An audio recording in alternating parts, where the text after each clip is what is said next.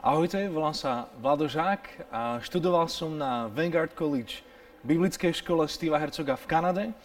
A táto skúsenosť zmenila môj život a hlavne v tom, že to bol čas, kedy som mohol študovať Božie slovo a mohol som mať vyhradený čas v tom, ako porásť, ako človek, ako Božie dieťa, duchovné, prakticky po každej stránke, ako sa pripraviť na život, ktorý je predo mnou.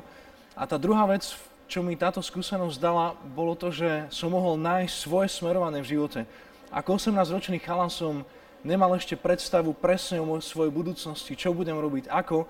A tento čas na biblickej škole mi doprial a dostatok času rozmýšľať a nachádzať to Božie povolanie pre svoj vlastný život.